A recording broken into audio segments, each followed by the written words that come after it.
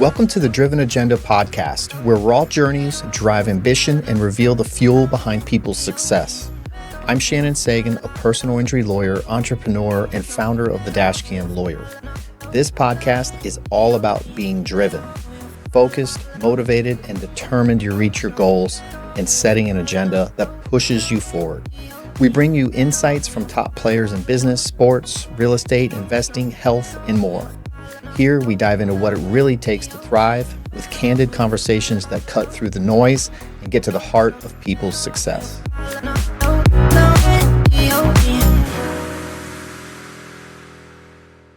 All right, we're live on the Driven Agenda podcast. I got a great guest here. I was lucky to catch him because he came in from California and we were doing some work earlier. Jose Oliveira. He is a top-notch videographer of luxury real estate. The guy is absolutely killing it. We're going to get into a lot of really cool things. You're going to learn about him, how he's marketing himself, how he came up from nothing, self-taught, and you're really going to learn a lot about it. So welcome, Jose. Thanks for coming here and taking time out of your very busy schedule to be here. You're from Brazil and you're from the favela, right? Yeah, that's right, yeah. So the favelas, I had some Brazilian friends. The favela is another word for the ghetto or the slums, right? Pretty much. Talk about, a little briefly about growing up in the favelas. What's that like? Yeah, I feel like it's really different from, the ghettos in America, right? Because like Brazil, a lot of people think about, the nice locations. And it's beautiful in many places. Yeah, like in Rio. Yeah. Everybody think about Rio, right? When you think about Brazil, beaches and everything. But people don't comment too much about the favelas, like the slums in Brazil, And although I grew up in a slum, the one that I grew up in was kind of safe, Honestly, was safer than outside of the slums. It's like, think about you live in a community and people kind of protect each other. Right. So like you're not in danger, people rob your house, or anything like that. But once you get out of the slum, like let's say you are here in West Palm Beach and you go to Boca, like you're not safe anymore. Even the way there, you're not safe, It's really dangerous. But where I grew up in was really safe, Although it was safe, it's poverty.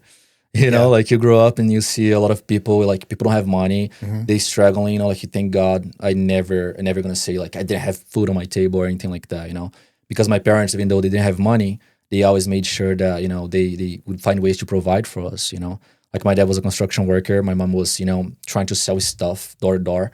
And they never had money, but also they never, we never had a situation that we didn't have food to eat. The reason I'm here right now is because of my parents, because they're the hardest workers I ever met. That's where my hustle and my grind comes from, because I always seen them doing whatever, it takes to provide for us, right, as kids, That's what we're going to talk about in a little bit, that immigrant mentality, because it is real with a lot of my friends who are from other countries.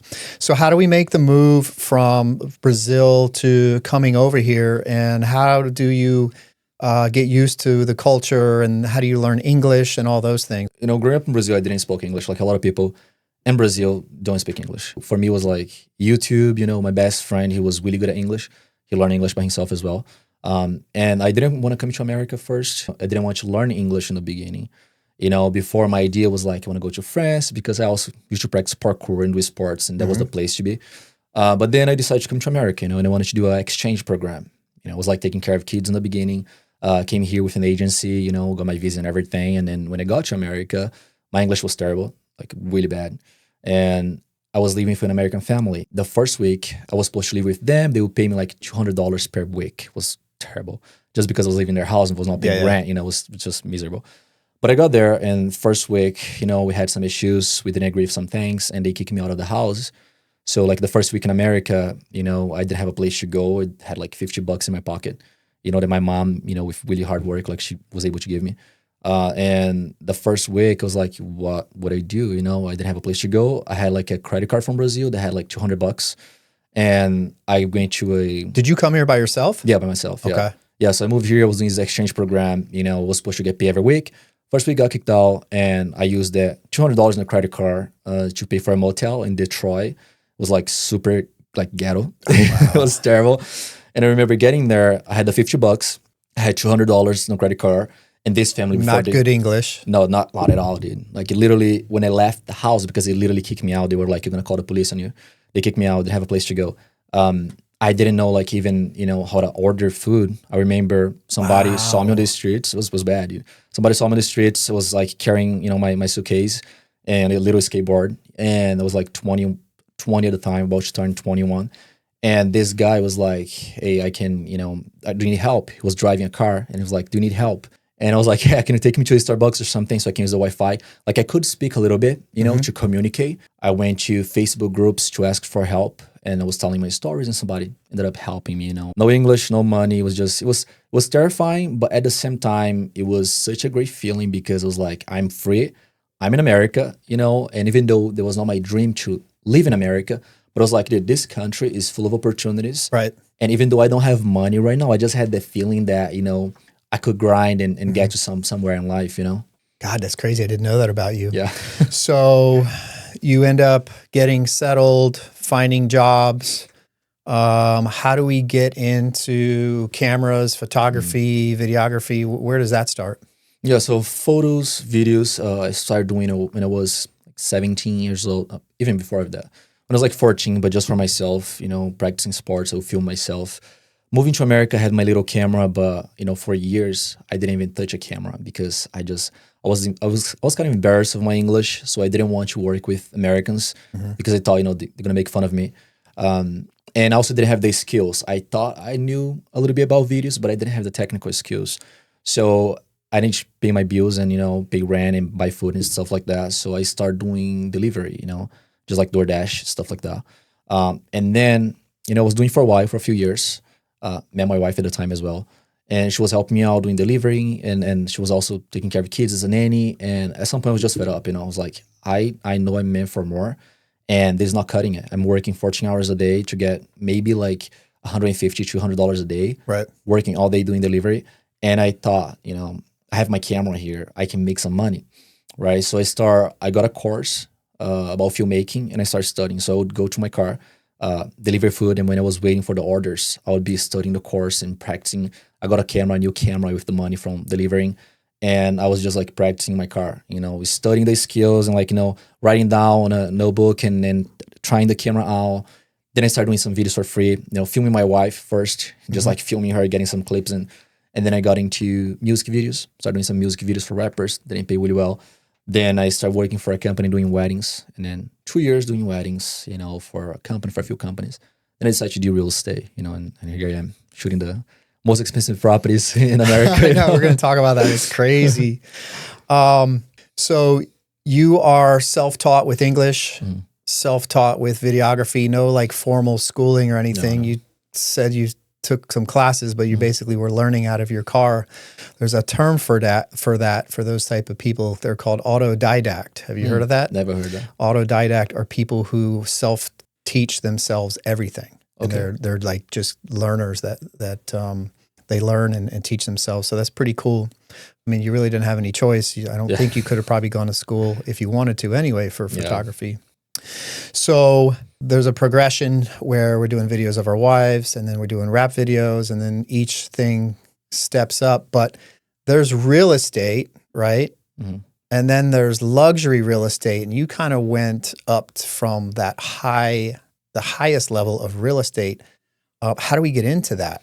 Yeah, so I I did the courses, doing weddings, it was really exhausting. And then, I was like, I can do maybe real estate, There's so many houses on the market, realtors need video marketing. And I started reaching out to people. I was literally texting realtors every single day. Just like cold calling, I was not even cold calling at the time. I was like, I still kind of embarrassed of my English. So I was just texting realtors all day long, did a course, and they were saying, reach out, offer a video for free. And I was reaching out to like 50, 100 realtors every single day, and nobody gave me a shot. I got like one realtor when I was living in California. California, they moved back to Florida where we met. But I got like one person gave me a shot. I did a video. Then another, like maybe like three people in California let me do a video for free. And my work was great already, right? Like not in the real estate, industry, but as a videographer, it was good. And they didn't want you. I do my own marketing, this and that. I don't want to invest. So then I moved to Florida, working for a company in Florida. They were doing luxury real estate, all types of, houses. I started working for them for a few months, learn the skills when it comes to real estate videos. Then I decided to leave. We didn't have the same core values, and I decided to leave the company. When I left the company, I had zero clients. I didn't have much money at the time when I left the company, no clients. And even though sometimes I would choose some really like luxury properties, I didn't have much in my portfolio either. But I was building my brand at the time. Yeah. I was working for the company, showing my face, social media, giving tips to realtors, and a lot of people start, getting to know who I was. But still, I left the company, I had nothing. God, that's brave. Yeah. Usually people, when they quit a job, they do it because they have a backup, or they have some money in the bank, and you had neither, and you just said, screw it, I'm going to figure this shit out. And how do you find your first client?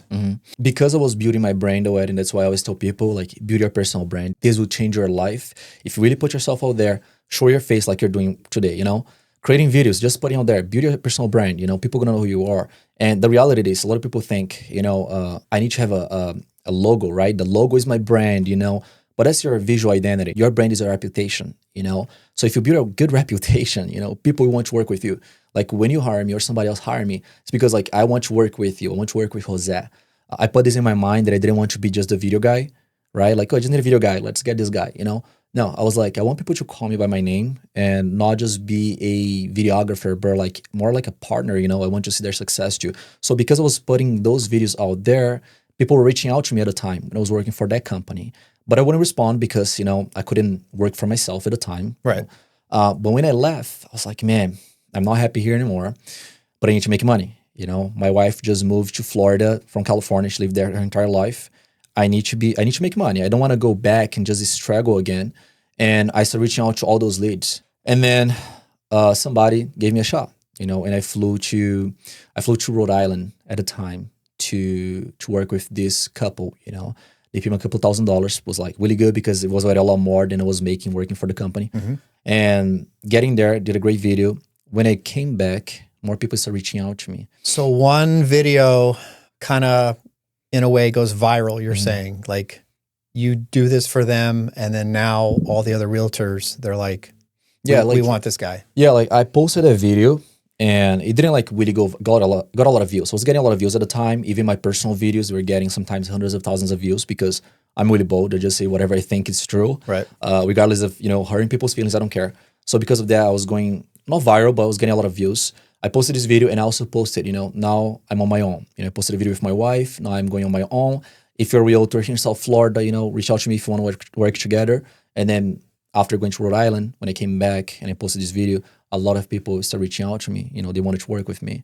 The reason was not just because of the video, but relationships, right? People would reach out to me on the DMs. I would respond. I was creating connections at the meantime, and people just wanted to work with me, Let's talk about your social media because you have absolutely grown it. Like I've been doing my business for decades, and I don't have more than a few thousand followers.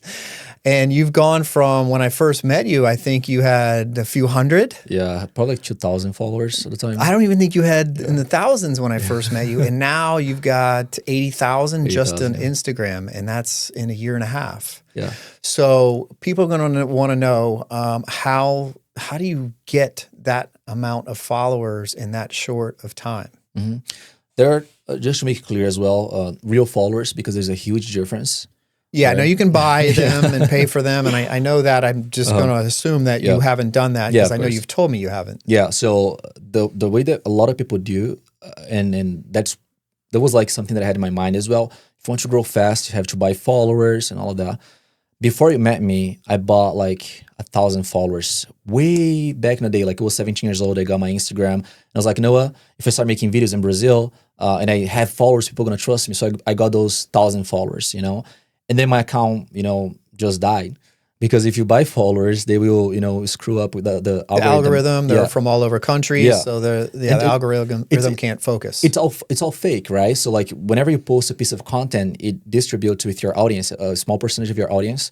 And if the content do good, if they start liking, commenting, sharing with people, then the algorithm, share with more people, and then it gets out of your sphere of influence, your followers, and that's how you can go viral. But when you buy followers, it's just like stay still. So that really messed up my account, and when you met me, it was like years ago that I did that. And I was like, I don't know if I can grow my followers anymore. And I started posting videos, and from there, I had 2,000 followers. I was like, never again will buy followers because I did a mistake when I was 17. And for years, my account couldn't grow. Right. And then I started posting videos, showing my face. So the beginning, I was just posting videos to realtors because I saw that most realtors would say, welcome to my newest listing, blah, blah, blah. And I always knew like, that's kind of boring, Every single realtor that I see, that I follow on social media, I'm scrolling my Instagram and everybody's saying, welcome to my newest video. Right. My newest listing or whatever. And I was like, this is just garbage. It's not how you do content. And I was always studying about content. And as I told you, you need a hook in the beginning of every single video. If you want to get followers, if you want to go viral, you need to have a good hook because that's what catches attention. Those first 3 seconds, they will determine if the video is going to perform well or not. As I showed you as well, some videos I have posted that did really bad, just because they changed the hook, it got a lot of attention, a lot of views. Yeah, you had one you were telling me about that had 1,000 views. Like 6,000 views and like 100 likes. Then you literally showed me you changed the hook a couple weeks later or something, and then now it's got 110,000 views on the same goddamn video. Literally the same video. I didn't change anything else. Yeah, just to see like how things works. And in order to get the followers, answering your question, right? I was posting every single day. I made a goal to myself because I do believe that, and I heard this as well, I'm not going to take credit for that, but I believe that if you do something for 90 days, it doesn't matter if it is working out, posting on social media, you change your life. If you want to change your body and you know that too, in 90 days, you can completely change your body, right? I've competed as a bodybuilder before, lost a lot of weight now, but, at the time, 90 days, all it took for me to build my body and look really good.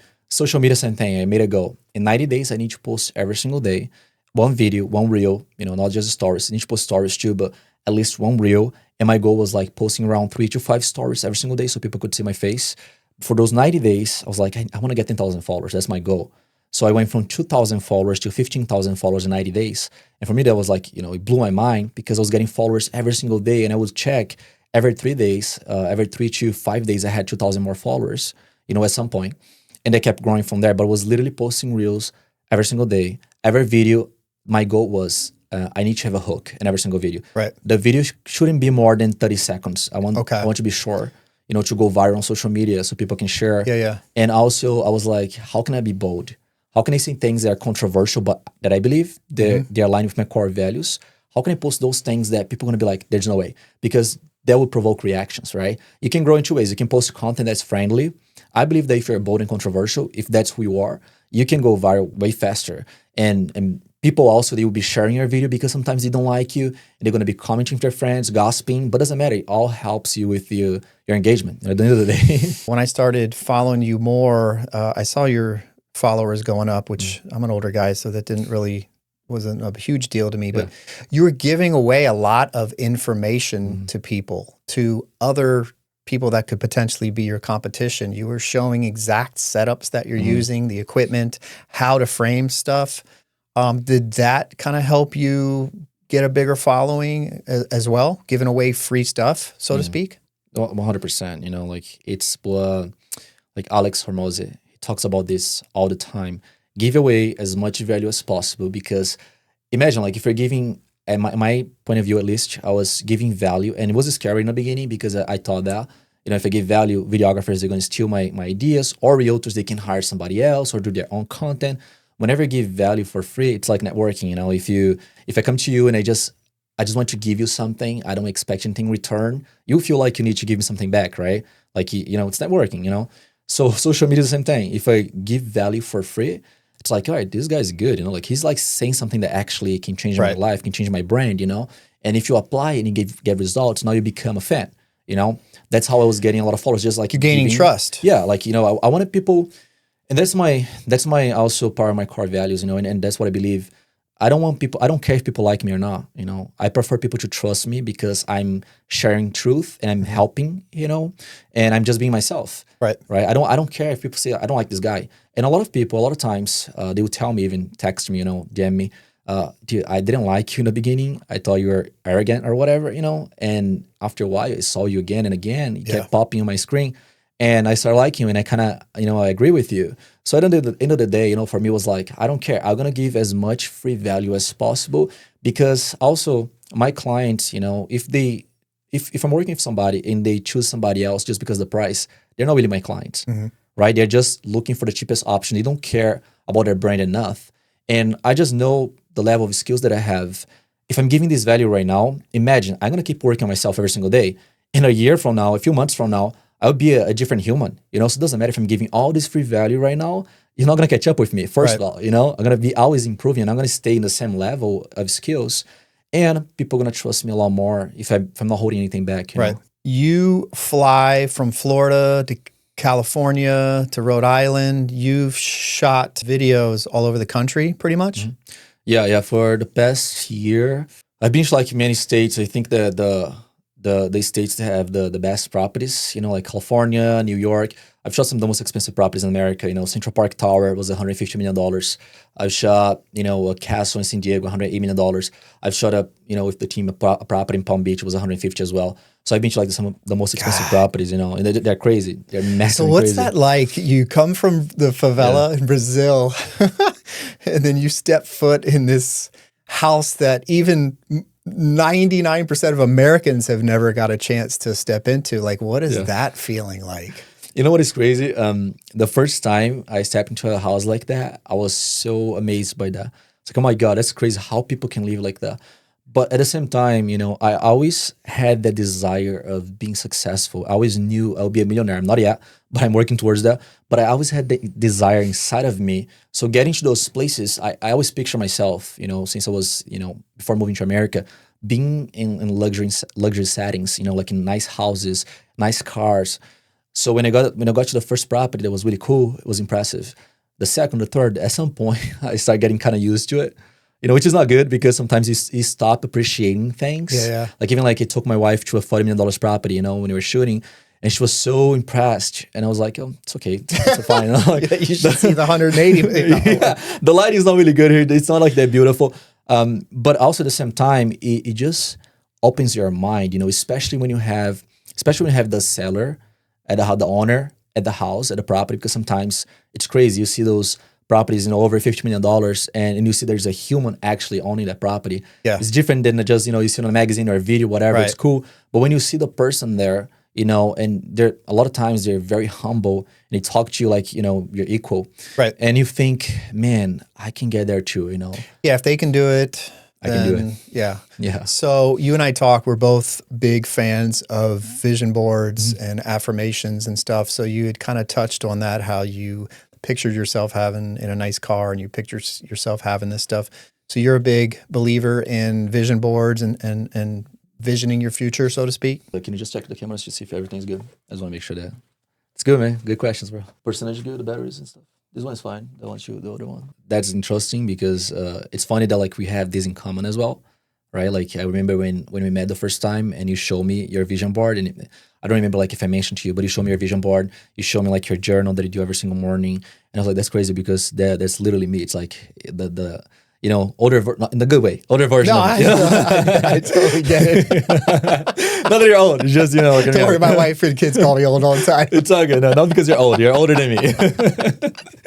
You're the older version of me. Yeah. So, you know, we talked about that as well. And you said you found a common theme in a lot of these homeowners that you're shooting for is they all have routines, usually morning routines as well, that they say makes them successful. And I'm a big fan of the Miracle Morning book. I actually give these out to people. I haven't given them out yet, but I bought a bunch of them because I really want people to see the importance of if you just sacrifice getting up early in the morning and getting some of this shit done before your day starts. So for me, cold plunge, red light, journaling, planning my day, vision board, those are kind of 5. There's 2 more somewhere, I forgot. I get that done before the sun comes up. Getting up at 5:20 sucks, but I get that done before the sun comes up. And I really feel like I've accomplished a lot in my day already. I've already did one super hard thing, getting in 46-degree tub for 3 minutes.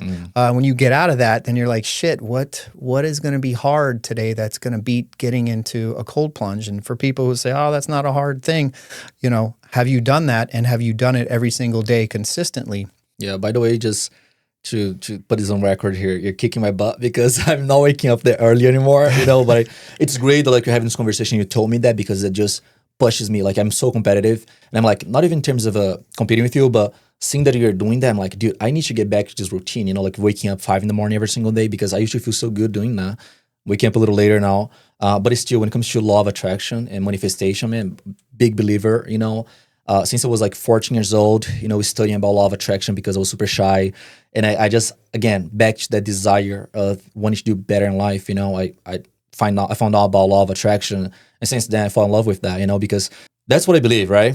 And you believe in the same thing. If you put your mind into something and you believe, like you really believe in something, Yes. write down on a piece of paper, have your vision board. It's just impossible. It's just impossible not to accomplish those things that you want, because it's all about energy, Yep. The universe is energy, you attract energy to you. So if you write down and you truly believe, that you can accomplish those things, you will. And that's literally from Brazil, I put in the vision board, I will be speaking English, fluently, still working on that, but at least I speak, Yeah. But I will have this car, I will have this camera, like just telling I have like more than like $80,000 in cameras, I've spent like way over $100,000 in cameras in the last 2 or 3 years. And I had all those things in the vision board, and I accomplished all those things. So for me, it's like, if you put something down on a piece of paper, you get those things. It's such a nice feeling. And there's going to be people that are doubting it, but it's such a nice feeling. And I change mine every year, beginning of the year. Mm-hmm. There's some things I'll stay on there, but probably 3 or 4 of my things on my vision board have been accomplished. I'm almost done with a few more, but it's so nice to see those things happen, and it really does work. If you sit there, for me, I stare at it for 2-3 minutes. I look at each picture that I have or what I've written down on them, and I'm one step closer to accomplishing them. And then there's some that I have crossed off because I'm like, we did it. And so I'm a huge fan of vision board, and I'm glad you are too, because it really does work when you take it serious and you sit down and look at it every single day. 100%. If you think about it, you do that. Again, going back to all the successful people that I know, I've met many multimillionaires, filming those properties. When we sit down and have conversations, all of them believe in the same thing, Of course, you can say universe, you can say God, I believe in God. Right. And every single time they say the same thing, man. Like so many people saying the same thing. All the books, self-development books, they all talk about the same thing. There's this thing in the universe. You can call law of attraction, you can call God, you can call anything, but there's this force, that we don't understand, but it's working. And regardless of you like believing law of attraction or not, still working, And when you start learning about it and you start practicing it and being open-minded to it, to that, things start happening. 100%. And sometimes it's really fast. And I remember was a Tony Robbins mentor, Jim Rohn. He talks about this, and Bob Proctor as well. He's really, big in love. He was really big on law of attraction. And they say there's a gestation period, of manifesting things. Like, if a woman gets pregnant, it takes around 9 months to deliver the baby, with the universe. We don't know. It can be 9 months, it can be a year, it can be a month, it can be years. But if you believe in that thing, like deep inside, you truly believe that you will accomplish that thing, you can feel it, like it's already right here in the present tense, you will get whatever you want, right. So for me, it's like, I see you, being successful in your field, and you believe in that. I see other realtors, who are super successful. I've seen people who came from nothing as well and became super successful, and they all believe in the same thing. Like, why wouldn't I? And again, Jim Rohn talks about this all the time. If your ways are not working, why don't you try mine? Yeah. Is your main marketing, so to speak, just Instagram, or do you have other social media platforms that you're successful with? Yeah, just Instagram. Okay. Right now, I started with Instagram. I think that Instagram, it's one of the best ways and fastest ways to grow, at least in my opinion. You can do TikTok as well, but I think that on Instagram, you can actually create an audience of true fans. On TikTok, people are not going to go in your feed and check your stuff, It's like, okay, you go viral, nice. But Instagram, people can go back on your page, watch your stories, it's different, Right. For me, Instagram until now, although now I'm investing more also on YouTube, because I believe that short content is really good. You can create brand awareness, but YouTube and long format is where you can really create true fans, because if somebody can watch you for 10, 20, 40 minutes, that's just so much more attention they are paying to you, different from Instagram. Until they say that it takes 7 hours for somebody to buy something from you, right? Again, we use Instagram as well to make money. So it takes around, that's what people say, 7 hours of watching time, like you watching my content, during 7 hours, so you can trust me and you decide to make a purchase, whatever, if it is a course or a mentorship or whatever I do. On YouTube, you can accomplish this way faster, right? Because people watch a few videos. Bon, Instagram, they need to watch you sometimes for a few months until they build that trust. So like now, even though I love Instagram, YouTube, I think, is the way if you want to build generational wealth. Long term, yeah. Solid, yeah. You're not only shooting high-end homes, but now you teach courses. Tell me about that. You have like a school? Yeah, so it's nice to film the properties and everything, but that's still something that I need to be there in person, right? And I only have 24 hours in my day, so there's many properties that I can shoot, even if they pay a lot of money. Now I do mentorship sometimes with videographers where either in person, I go there for 1 or 2 days and I coach them, or, Zoom calls. But also now I'm creating my course for videographers, like where we would teach like literally all my secrets. Again, not afraid of people taking my clients. It's about trust at the end of the day and credibility. So they do that live, the course, or you're selling it online, or both? Yeah, so the course is not out yet. I'm creating that. Oh, okay. But I will be selling that online, and they make one-time purchase, and they can have the course, like lifetime. And it's kind of everything. Yeah, everything that I know. How do you figure out the pricing of what you're going to charge to? I don't want to get into the numbers, but how do you figure out what to price a project? Obviously, if you're flying from California to Florida, like you are for me and the other guy, you got to factor in travel time and away from home. But how do you figure out prices? Yeah, so usually what I think it is, if I'm traveling out of state, that means that at least one day I'm going to be flying, 2 days. I'm going to be coming here for 1 day, just flying, so I'm not making money where I live already. Then going back, so 2 days pretty much I don't make money. So I need to count, that as well. Then on top of that, like how can I help my clients in the best way possible, finding the content, to help them, coaching them on camera. So my costs are way higher than most videographers, when it comes to real estate or, some commercial work. If you compare to music video, like pro music videos, or like, commercial work for like Nike or Apple or whatever, like it's nothing. Like I charge nothing compared to that, right. Filmmaking as well. But for me, it's like the videos, they're great. But I always make sure that I deliver the best work possible to my clients in terms of the way that I coach them, because yes, anybody can make videos. You can find a videographer who do for a fraction of the price. But for me, it's like, how can I coach my clients? How can I make you sound natural on camera? How can you look like a pro? And that's not about the video that I'm making. That's years of experience, like learning the skills, investing in my gear, teaching myself, also building my brand and finding out by myself what is good, what is not good, So I put all of this together and decide a price. I don't compare with anybody else in my market. Right. Because, if I don't care, I don't even check their prices. It's like, what is fair for me? And I always think about my happy price. Okay, I'm going to go to another state or even California now. How can I make sure that I do this project, and when I'm editing the video, I feel happy about the price that I charge? Because the worst thing that can happen is you charge too low, and then you're editing and takes so much time, take days. And they're barely making money. Yeah, barely making money. And then you start feeling kind of regretful, and you think that it is your client's fault, and you start blaming them. A lot of videographers will relate with that, because you start thinking, okay, my client's cheap. No, you just didn't charge, your happy price. You need to think about what is good for you. So for me, it's like, I don't compare to the industry or anything. It's just about what feels energetically good for myself and for my client, and how can I deliver as much value as possible, and make my clients feel like, okay, I pay, regardless of how much I pay, 5,000, 10,000, whatever, 20,000, how can I deliver 10 times, 100 times more value with the content that I deliver to my clients, What makes you different than all the other videographers in the country here that are doing something similar to you? There aren't many of them, to be honest with you, but what makes you and your company different? If you think about it, I have clients that they worked with me before. And now because I moved to California, so clients in Florida, they reach out to me, dude, I paid a couple $1,000 plus, even sometimes a couple $100, way cheaper than you. But no, I don't like the video. I don't even want to post the video.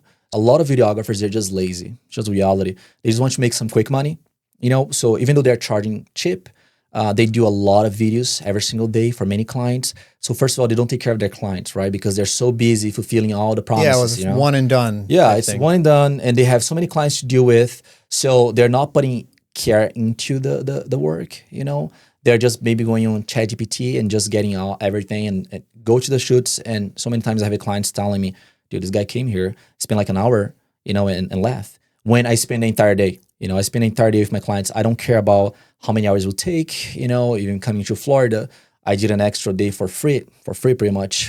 Because I felt like we needed more footage with one of my clients. Right. It's like, we need more, because I was picturing the vision, right? So what can I do? Okay, I can stay one more day. I'm gonna shoot you for the next day. I'm not gonna charge anything. So there's that, right? For me, the most important thing is to deliver something that will work for you, that will help you, elevating your brand, and to show your clients that you're the pro. At the end of the day, it's not about videos. Like, you don't hire me for videos. Nobody hire videographers. No professionals will hire a videographer because they want a video. They want a result, you know. Right. They want to get more followers. They want to get more authority, you know. They want to build a personal brand. And for me, it's like, the video gonna be great, right? Most videographers, what they offer, it is, I have the 4K camera, I have the drone. Okay, guess what? I have a 6K camera, you know, that shoots in RAW, like amazing quality, Netflix quality. But I not even say that to my clients. I don't say I have the best camera, I have the best drone. No. Okay, how can I help you? First of all, I always ask them, okay, what do you need? Oh, I need a video. No, that's not what you need. You know, what do you actually need? What are you trying to accomplish? Yeah. What's your goal? Yeah. So for me, it's like, I want to help you, you know, accomplishing your goals. And video is just a way. And the reality is, video is the best type of marketing, you know, that exists. Yeah. You know, if you show your face, if you speak to people, that's so much more powerful than, you know, texting or, you know, like posting even some stories or just sharing things. Like, you got to show your face. So my job, in the way that I believe that I deliver more than anybody else, you know, and people maybe can say, my video is better, the transitions, the color, whatever. For me, it's like, you don't get just a video, you know, you get a full experience where I will coach you, and I feel like I'm selling, you know, I'm selling here, well, being salesy, but I don't care. But I believe that truly in my core, that every time I work with a client, you know, I would do the best I can to provide the best results, you know. You're seeing long-term, and there's a lot of this in many businesses, including mine, where people are just looking for the money on this deal. So every client of mine I have, whether I get them 6 figures in their pocket or only a couple thousand, I want them leaving my firm happy with the experience, because now that's an extra referral source for me, and that's less advertising that I've got to do. And it's funny you say that, because you're thinking of that as well. So I want to provide the best service, not just quality of video, but service from me, because I want to keep them, right? Then I don't have to go chase them down or go hunt for some other realtor. And a lot of people, they just so short-sighted. It's crazy to me that people don't think, when you've got a solid referral source, you got to take care of them. Especially nowadays, it's all about instant gratification. You know, I want results right now, and that's it. And I see videographers who, they sell their souls, you know, for a credit card, you know. Like, they just care about money, money, money. And yes, I love money. I care about money. I support my family, you know. I always tell people, you know, it's not about, and I got this from Ryan Sarhan. He always say, it's not about properties, it's about people. And I see the same thing, you know. It's not about videos, it's about people. So if you take care of people, they take care of you, you know, at the end of the day. Is he the most famous realtor you've worked with, so to speak? Yeah. Like Ryan Sarhan, literally. He seems like he's got a personality. I've seen his Netflix show. He looks like he's fun to hang out with. I don't know, but he's definitely. He's a very, like, I would say, like, you know, Jimmy from, like, Mr. Beast. I think that he's quiet, you know, in person. But although, like, when it turns on the camera, it's like crazy personality, a lot of energy. And even if he says something that's like basic and simple, it sounds so cool because of his energy, you know. And that he's literally the only realtor, and I always tell people, like, he's a broker. The only client that I ever worked with that he didn't have to do, like, you know, more takes. And if he had to, maybe like 1 or 2 times, he knew. So he's just totally natural in the camera. He's comfortable, and he can do the takes quickly. Yeah. So just back to back, he just gets it. He knows, like, the camera like angles because it's on TV. So it's like, you know, I know that this side's better, this is better. Right. So pretty much, like, you don't need any coaching. He's literally the best when it comes to especially personal branding, you know. That's somebody that I learned a lot from as well when it comes to my personal brand, you know, studying his courses and everything. So he's literally the top realtor. Biggest lesson that you've learned so far in doing this, or mistake? It's a good question.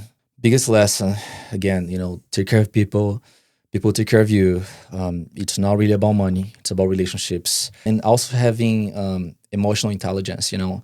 When you talk to somebody, you talk to a client, they ask you to do a review, don't get angry, you know, because if they're not happy with the product, just find a way to satisfy your client, you know. So for me, it's like, before, back in the day, a client would, you know, say, I'm not happy about this, or they would be rude sometimes. I don't know if they're going through something in their day, you know. And I would respond back with, like, just aggression as well, get to their level. And now I think a lot more when people say something. It doesn't happen often at all, But if I have any situation that's not really enjoyable with a client, I think about ways to, I take a minute, and I think about ways to communicate with them in the way that they can understand. Right. Maybe they don't like the song or a revision, and sometimes I try to explain why that's the best approach.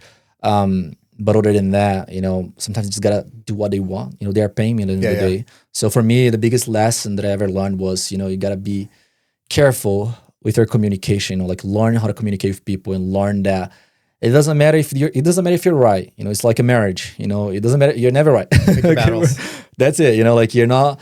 If you're right, same thing with your wife, and you try to argue, okay, even if you win the argument, you're still losing. No one wins. Yeah, still losing at the end of the day. So just being patient, and learning how to communicate with people. You're flying all across the country. What is your weekly hours look like? Like how many hours a week do you average hustling now? Yeah, I mean, like every single day, I try to either, if I'm not shooting, I'm editing. If I'm not editing, I'm working on my personal brand, or my course. Literally, I wake up, I work, I go to bed, So you're working every single day? Yeah, every single day. 7 days a week. Every single day. What about time with your wife? What do you do in the little free time you have? What are your interests? Yeah, so usually like we work out together, a lot of times. Not really often because I'm traveling a lot, but we work out together. I try to sometimes go to bed earlier to spend time with her, but a lot of times the reality, I go to bed, she's already sleeping. But every single day we spend time together, regardless of being, like when you have lunch or dinner together. Right. I try to make time for her and put my phone away. Right. And she gets your vision as well. So she sees you're sacrificing some of your time together and being over here.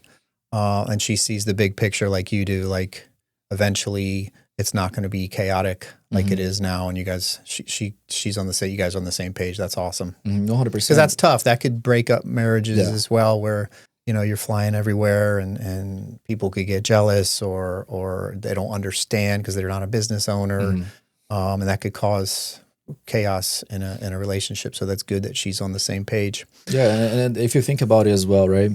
That's one of the reasons why I left that company, because I was working so much every single day. I was not spending time with my wife, and she came to me many times, you're not spending time with me anymore. I was like, what do you mean? I see you every single day. We are going to dinners. And she was like, yeah, but you're not present. You're here, but you're not present. We go to dinner and you're using your phone.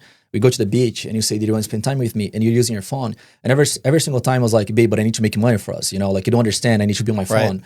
And one thing that I learned, again, with Jim Rohn, he would say, when you're at the beach, be at the beach. If you're out, be out with your family. If you're at work, be at work. But don't mix both. Right. And that's the biggest lesson that I learned when it comes to that. Yeah. We forget that. Put our phone right next to us when we're still with our family. And so you make sure that at least when you're doing something with your wife, that work stays separate. And it's hard, Of course. Know that.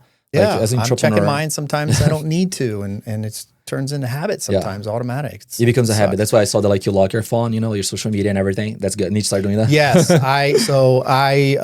he was asking me to get on some social media today, some video clips we were looking at, and I couldn't get in it because I have this app that locks me out. It actually lets me have 5 minutes a couple times a day, and so it had locked me out, and that's what I do during the weekdays is try to lock myself out because any downtime, I don't want it spent on social media. It's an absolute waste, but we get in that habit of doing it. And it's I think that especially when you're like in my field, you ended up using as an excuse to be on social media sometimes because I need to know the trends. I need to know what's going on and what I can do to improve my work.